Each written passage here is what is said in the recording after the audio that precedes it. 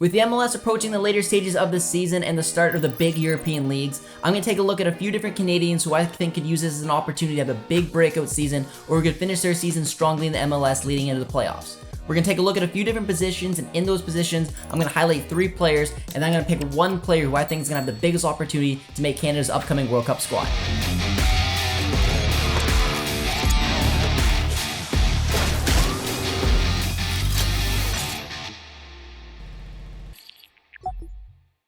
We're going to start things off by taking a look at the center back position. Now, this is a very intriguing position for the Canadian men's national team. Right now, the big names is Scott Kennedy, Kamal Miller, Steven Vittoria, and even Alistair Johnston, who can slide into that back 3. So the opportunity is there for a player to take a big step this season and get the attention and maybe make that World Cup roster.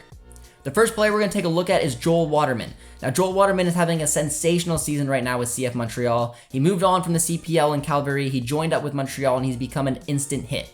He can start in any back 3 or a back 4. He's comfortable playing with players who are currently playing with a national team like Alistair Johnston and Kamal Miller, and he's key because he can play on that outside right position. Alistair Johnston right now is the only player in my eyes who can really fit that Canadian men's national team back 3. It's Scott Kennedy or maybe Steven Vittoria, Daniel Henry in the middle, then you have your outside left, and on your outside right now, it's only Alistair Johnston. So knowing that Joel Waterman plays his position with CF Montreal, could come in, slide in right there. He can play in the middle as well. He's a huge player right now who's playing on what is considered the best Canadian side right now in the MLS. So there's a huge show for him to maybe get a look, and even some surprise right now that he hasn't been called up to the national team. The next center back we are going to take a look at is Derek Cornelius. Now, Cornelius is no stranger to the Canadian men's national team, and he's been called up to a lot of the recent camps. He also had his loan move made permanent from the Whitecaps over to Panathinaikos in the Greek League. His performances in the Greek League last year is the reason that we've seen him in the national team so often. But the one big issue with Cornelius is he isn't really able to find a way into the national team to get minutes. And a big reason behind that is because when it comes to the left-hand side of that back 3 or that back 4, you have a player like Kamal Miller, Scott Kennedy in front of him. That puts him as a third string, which makes it very hard to get on the pitch. That's why when Joel Waterman hasn't been called up yet, it's a little bit surprising because there's no one else as that backup option for Alistair Johnston. Regardless, Derek Cornelius is playing at a high level and he's doing very well in Greece, which is the reason these call-ups are always going to happen. But when it comes to making this World Cup squad, maybe having that extra righty on the right-hand side would be a little bit more interesting for John Herdman as opposed to having 3 lefties. Regardless, Cornelius' performance definitely are deserving of recent call-ups. We're going to have to wait and see how this one goes. The third and final center back we are going to take a look at is Justin Smith. Now, Justin Smith is a very interesting player and he's got a lot of hype around him. He recently featured for the Canadian U20s in the tournament that was one to forget, but he played very well. He was a big bright spot of that tournament, and he also captained the side. He's been recently loaned out from Nice to QRM and Ligue 2, and he's going to have a huge opportunity this year to get a bunch of minutes. Now, he's an interesting player because he can play in a back 3, he can play in a back 4, and he can also play as a number 6. These are positions that are all very handy to the national team, but it makes him a bit of a different profile compared to a player like Joel Waterman or even Derek Cornelius. So when comparing these 3 players, you have a player like Joel Waterman who hasn't really featured for the national team yet. This is a big player who's playing good minutes right now in Major League Soccer. You have a player who's playing in Europe like Derek Cornelius. He has a lot of MLS experience. He's a lefty. He's playing in Greece. And you have a young player who can play as a defensive midfielder in the back 3, back 4, and he's got a big ceiling on him. Now, which player out of these ones do you bring to the World Cup? Now, in my opinion, with Justin Smith, I just think the time has come a little bit too early for him. I want to see him develop a little bit more, see what he can do. Now, if he impresses a lot this season, that could maybe make it a little bit more interesting, but for right now, I think maybe 2026 could be his goal. As for Derek Cornelius, I'm a big fan of Derek Cornelius, and I'd like to see him in here, but the fact that we have Scott Kennedy and Kamal Miller above him in the pecking order makes it a little bit more interesting to bring someone like Joel Waterman. Joel Waterman has really impressed me this year with CF Montreal, and the fact that he can slide in a position that we're desperate for on that outside right center back with Alistair Johnston is very valuable to me. He can also play in the middle of a back 3 and in a back 4, and for that reason, I think Joel Waterman would be more valuable to the Canadian men's national team than Derek Cornelius was. So out of those back 3 of fringe players who I think have a chance to make the World Cup squad, if it was up to me, Joel Waterman would be my guy. The next position we're going to take a look at is the fullback position, and we're going to start off with Ryan Raposo. Now, Ryan Raposo is a very interesting player. He's eligible to represent Canada, Portugal, and China, and he's really recently found a calling at the left wingback role for Vanni Startini. Raposo is a very attack-minded player and used to feature as a 10 before making this wingback position his own. He's very interesting, and he's on a good Vancouver side right now who just won the Canadian Championship. I think he's continually developing and making this position in his own when it comes to the defending as well as on the offensive. Now, he'll be an interesting option as well for the Canadian men's national team, depending on what system is used, but he can be a very utility player that can be playing in a few different positions, whether it's the midfield or in the back four. The next player we're also going to take a look at is Raheem Edwards. Now, Raheem Edwards just recently came back to the Canadian men's national team fold, and he unfortunately did not feature. He's a player I'm very excited about because he's playing for the Galaxy right now in a very attack-minded system and playing as a left back in a 4-4-2. Now, when it comes to playing in a 4-4-2, I like seeing players play a similar system to the Canadian men's national team. Exactly what the Galaxy do with that 4-4-2 system, which allows a player like Edwards to get up the pitch and really show his attacking abilities. The one issue right now with Edwards is that his form has kind of fallen. He started off this season in incredible form, and the move to the Galaxy looked like pure genius. But he's kind of cooled off in a little bit, and he's lost a little bit of that starting edge that he used to be able to bring. He's hoping to fight back for that starting position right now. And if he's able to do that, he'll be a big shoe-in. But when a player like Ryan Raposo is starting continuously, and a player like Raheem Edwards just lost his position, it makes it a little bit more interesting when it comes to what player do you bring to a World Cup. The third and final fullback we are going to take a look at is Diadine Abzi. Now, this is a player who just moved from the Canadian Premier League to Ligue 2 with PAO FC, and this is a statement move. This is the type of move where if the season goes well, he could end up in a top 5 league next season.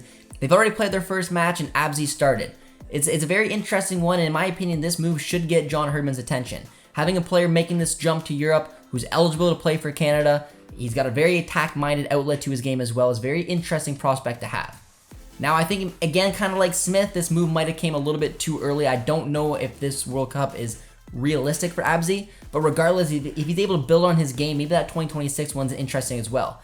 He's attack-minded, he's able to get up and down the pitch similar to Edwards, who's got a little bit more experience, and also similar to Raposo, who plays a little bit higher up. Now, comparing the three players, it's interesting.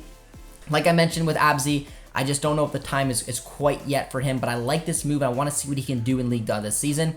Ryan Raposo is another interesting one, dual national, eligible for Canada, but again, with the type of profile playing on that left-hand side, I don't know if it really matches exactly what Herdman's going to be looking for this early on. I like a player like Edwards simply because he can play as that wing back. He can also drop down. He plays in a similar style that we like to see with the LA Galaxy in that 4-4-2 system. Yes, he's losing a little bit of form, but I think on the outside looking in, he could be one of that 25th, 26th man when it comes to Canadian national team. So out of the fullbacks right now, the one I would take to Qatar has to be Raheem Edwards.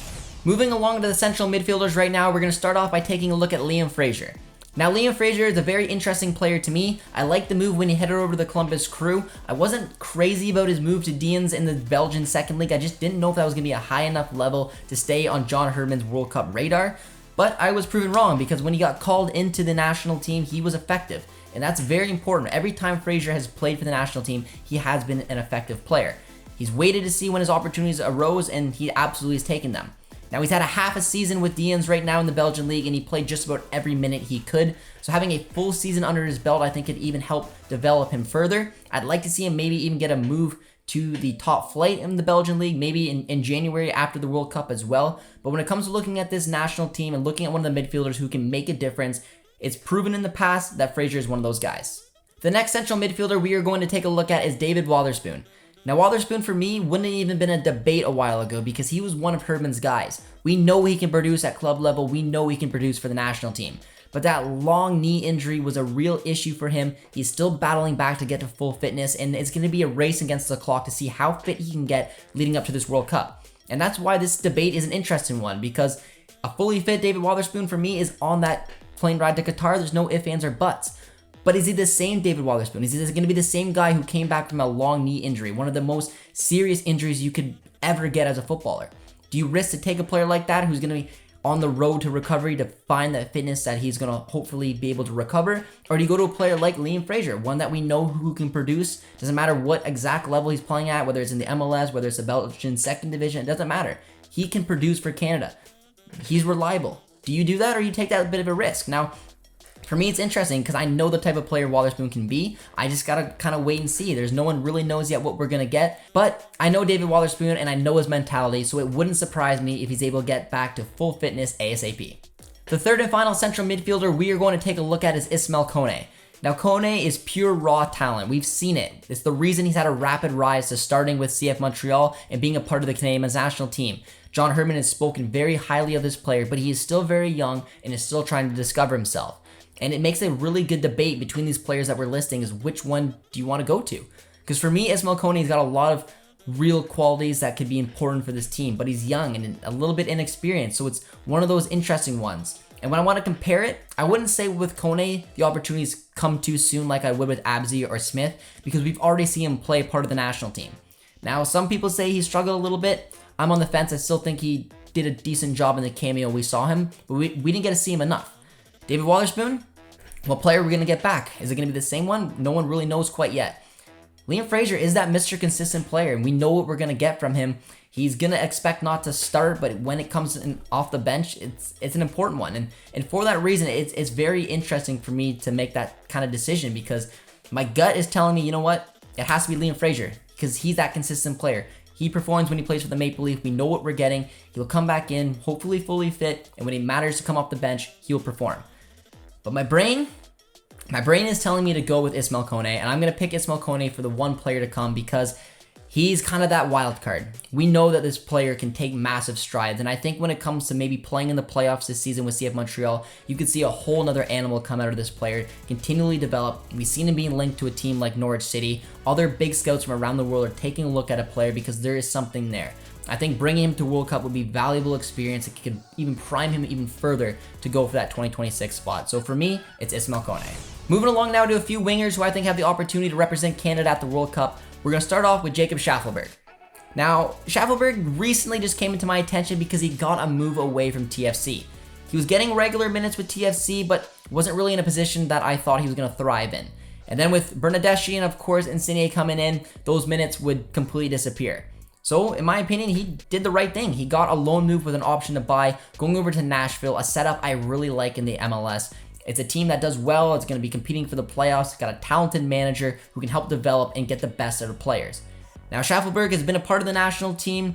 We know that he's maybe on the outside looking in, but if he can lock down a starting role right now with Nashville, can go into the playoffs, play a big part, be a big-time player in a tournament style where knockout is there, I think the attention of John Herdman could shift and be like, okay, when it comes to the World Cup and we're in these type of situations, that's the type of player I want to come off the bench or even maybe start a game to see what he can do.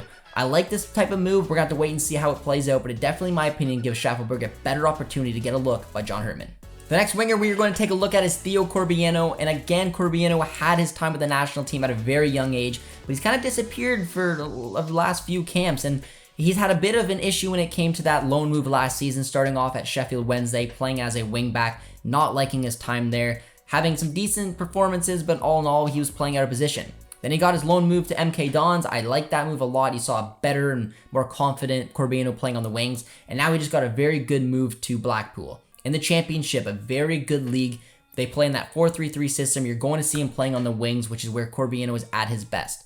Now he's got to produce. He's got to find a way to wiggle into that starting 11, which he struggled at a little bit last year, and he mostly struggled with consistency because he didn't have much issue breaking into starting 11s, but the consistency at a young age prevented him from staying there. If he's able to do that this season, I think playing the championship is a real opportunity to get John Herdman's attention. This is one of the best leagues in the world, probably almost guaranteed to be the best second division in the world, and knowing that if you have a good season, you're playing the Premier League next season. So it's going to be interesting. I think this is a great opportunity to get his attention because players like Jacob Schaffelberg, Liam Miller, Corbiano, Brim, there's a lot of players out there who are going to be looking for that last winger spot in that 25th, 26th man squad. And if Corbiano can have a big, impactful season, he could be one of them. The third and final winger we are going to take a look at is Charles Brim, and I just recently mentioned him, and it's for good reason. He was playing in the second division in the Netherlands last season with Eindhoven, and he was sensational. He completely rediscovered his form and what it was like to be a very creative winger. He played as an inverted dual 10 on time to time, and he's an interesting prospect to have that actually got him a call-up back to the national team, which I didn't know if he would get playing in the second division in the Netherlands, but John Herdman clearly knows if you're on form, you'll get that call. Unfortunately though for Brim last season, Eindhoven didn't get promoted, but his performances got him that transfer anyways, and he joined Sparta Rotterdam, and I like the fact that he's playing in the Eredivisie. This is a great league, a great developing league. It's a fun league to watch, very tactical league as well. I really like it. Any Canadian, in my opinion, who's at a young age who can make that move to the Eredivisie, I highly recommend to do it, and this is going to be a very interesting project for him to see what he can do there. And again, similar to playing in the championship, playing the Eredivisie, in my opinion, will get a manager like John Herdman's attention.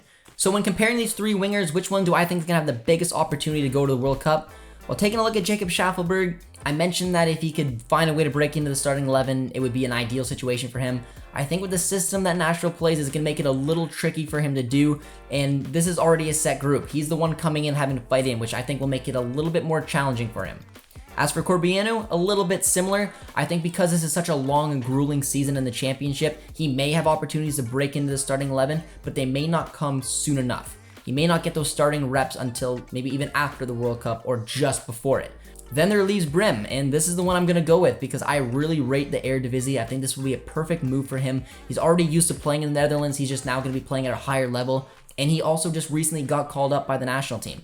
So when it's John Herman looking at these players, as long as Brim can continue on that form he left off with, when it comes to bringing in this winger for maybe that 24th, 25th, 26th man, in my opinion, it's got to be Charles Brim. The final position we're going to take a look at is the striker position, and we're going to start things off with Theo Bair. Now, Theo Bair is a talented player, and he just got that transfer to St. Johnstone last season, and now he gets to start things off with at the beginning of the season, and he's more than likely looking to be a starter and getting a ton of minutes. I think he's able to break through in Scotland, getting a ton of minutes, scoring some goals. He could really make some waves. You already have David Wotherspoon there, mixing up with Theo Bair. There could be that chemistry aspect, but he's a very talented striker, and this is an opportunity this year in Europe for him to show what type of striker he is. The next striker we are going to take a look at is Ayo Akinola. Now, Akinola, as we know, had a tough knee injury as well that kept him out for a long time, and he's already on the outside trying to fight his way back into the starting 11 since recovering. They got players like Bernardeschi and Insigne, like I already mentioned, with Jimenez, who has been in decent goal-scoring form. I really think he's closer to the starting than some people may think. I think Jimenez has kind of cooled off, so there is an opportunity for him to fight in there, but it's looking right now like Toronto isn't going to make the playoffs. I think if Akinola really wants to make a statement to try to make this World Cup squad, he needs to get into the starting 11. He needs to perform as soon as he gets these opportunities, and he needs to take TFC on a big run so he can continue playing maybe into the playoffs, get some more reps, get some more attention, and hopefully find that position and lock it down. The third and final striker we are going to take a look at is Erben Peppel. Now, similar to Abzi, this is a Canadian Premier League player making the jump to Europe. However, the championship is a bit of a bigger step than going to Ligue 2, with no disrespect, because the championship is considered a top 10 league. This is a huge move, the biggest move in Canadian Premier League history, and it's because Peppel has absolutely hit the ground running. He's originally from England as well, so he's going home after 14 years, joining Luton Town, and the Luton Town had a fantastic season last year. They have a very good manager, Nathan Jones. They know how to compete. They're going to be gunning for a promotion place, or maybe even a playoff place, and in 12 months' time, we can know that they'll be playing in the Premier League, which is a wild, going from the Canadian Premier League to the Championship to the Premier League. It could be a beautiful story. Now, when it comes to comparing these players, which one's more likely to get into John Herman's squad, I do think it's interesting, but kind of similar to Peppel, unless he hits the ground running and starts and scores immediately, that will gain John Herman's attention. There's zero debate around that. But I think it came a little bit too early. I don't know if he's able to break into this Luton Town right away to get the reps, to get the consistent performances leading up to the World Cup. Maybe after the World Cup, maybe leading into towards the end of the season, we could see him starting. But I just think this transfer probably happened a little bit too late for him to get those starting reps. As for Theo Bair, I like the move a lot, but he's kind of been on the wilderness right now with the national team, unless, again, he can hit the ground running, because I think he's got more of an opportunity to start and perform compared to Peppel, because I think Peppel will probably be nurtured a little bit more. I think it's just, at the age, you got to help him develop, get used to the league, and not really throw him into the fire. Theo Bair is ready. He's ready to start, he's ready to play, and if he can find that type of form, there's a good chance. But out of the three, I think it's got to go to Akinola. I think Akinola does have that opportunity to break into this starting 11. He's already seen him starting, and we've seen him being relatively effective. He just needs to find that goal-scoring form again that he unfortunately had before that big injury. He needs to get ahead of Jimenez, start and play with players like Bernardeschi and Insigne that will help him build, continue to grow as a player, and maybe sneak into that World Cup squad. So do you agree with my list of players, or do you think I missed someone who could be in for a big breakout season or a strong end to the MLS season? I tried to name as many as I could think of. Let me know if you also agree with the one player that I picked who I think is going to have the best opportunity to make the World Cup squad for Canada. I hope you guys enjoyed the episode, and if you did, as always, be sure to drop a like, drop a sub as well. We hit our goal of 50,000 subscribers, so you know our next goal is 100,000. And while you're at it, be sure to head over to One Soccer and subscribe for all the best Canadian soccer coverage. My name is Josh Deming. Thank you all for watching. We'll see you soon. Cheers, friends.